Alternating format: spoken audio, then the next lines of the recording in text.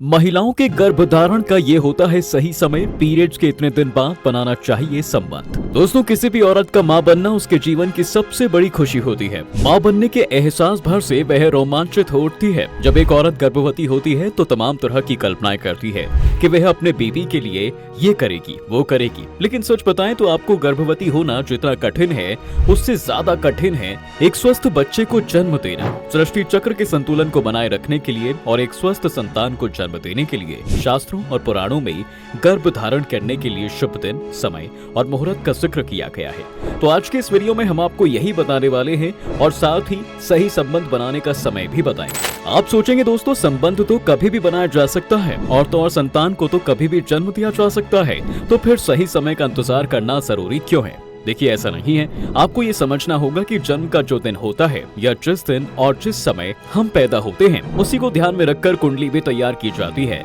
और कुंडली में अगर ग्रह अच्छे बैठे हों तो जीवन में बड़ी आसानी से कामयाबी मिलती है। आप जो बिजनेस शुरू करते हैं वो सफल होता है और परिवार में सब खुश रहते हैं। इसलिए बेहतर भाग्य और स्वस्थ संतान के लिए गर्भधारण से पहले माता पिता को इन बातों का ध्यान रखना चाहिए। गरुड़ पुराण में लिखा गया है मित्रों कि जब ऋतुकाल का समय आता है तब 4 दिन ऐसे होते हैं जिसमें महिलाएं अपवित्र होती हैं। ऋतुकाल का मतलब अगर आप नहीं समझे तो ऋतुकाल का अर्थ है औरतों के पीरियड्स के पहले दिन से लेकर 16वें दिन तक का समय। खैर, हम टॉपिक पर वापस आते हैं। जैसे कि हमने आपको बताया कि 4 दिन स्त्री अशुद्ध होती है, मतलब कि ना तो वो इस दिन मंदिर जा सकती है ना ही पूजा पाठ कर सकती है, और तो और इन 4 दिनों में स्त्री अपने पति के साथ कोई फिजिकल संबंध भी नहीं बना सकती। पति पत्नी दोनों को ही ब्रह्मचार्य जीवन का पालन करना पड़ता है। इन 4 दिनों को दरअसल फर्टाइल स्टेज भी कहते हैं। ऋतुकाल में जब वो 4 दिन बीत जाते हैं तब स्त्री शुद्ध होती है और इसके अगले 7 दिनों के बाद वह पूजा पाठ करना शुरू करती है। इसलिए इन 7 दिनों में कभी गर्भधारण नहीं करना चाहिए। इससे न सिर्फ मां पर असर पड़ता है बल्कि होने वाले संतान पर भी काफी नेगेटिव इम्पैक्ट पड़ता है। यहाँ तक कि संतान की उम्र भी कम हो जाती है।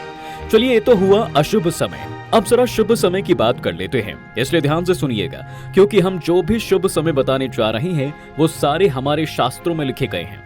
दोस्तों, ऋतुकाल के बाद अगर 7 दिन छोड़ दें तो 8वीं रात गर्भ धारण करने के लिए अच्छा रहता है।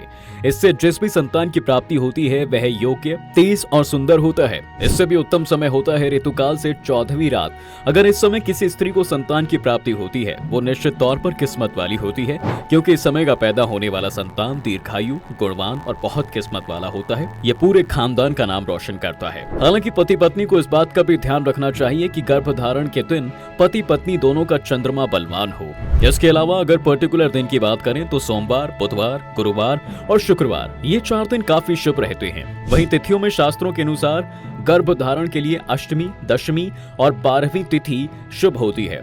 28 नक्षत्रों में रोहिणी, मृगशिरा, हस्त, चित्रा, पुनर्वसु, पुष्य, स्वाति, अनुराधा, श्रवण, धनिष्ठा, शतभिषा और तीनों उत्तरा यानी कि उत्तरा भाद्रपद, उत्तराषाढ़ और उत्तरा फाल्गुनी नक्षत्र शुभ रहता है। अब आइए दोस्तों, आखिर में ग्रहों पर भी बात कर लेते हैं। देखिए, लग्न स्थान, केंद्र और त्रिकोण में शुभ ग्रह हैं। सूर्य, मंगल और गुरु का लग्न स्थान को देखना पुत्र या पुत्री के लिए अच्छा रहता है। और सबसे जरूरी बात जो पुराणों में की गई है वो ये है कि व्यक्ति की सोच सकारात्मक होनी चाहिए और मन में अच्छी भावना होनी चाहिए, क्योंकि जैसी भावना होती है वैसी गुण संतान में आ जाते हैं।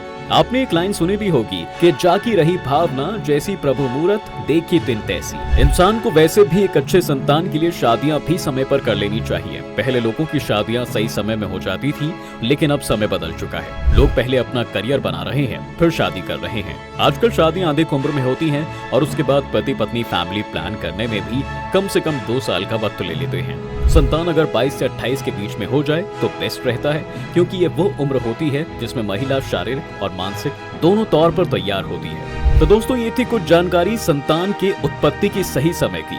वीडियो अगर पसंद आई हो तो इसे लाइक और शेयर करिए। चैनल पर अगर आप नए हैं तो चैनल को सब्सक्राइब करिए और कमेंट में अपनी राय जरूर रखिएगा कि आप इससे सहमत हैं या फिर नहीं।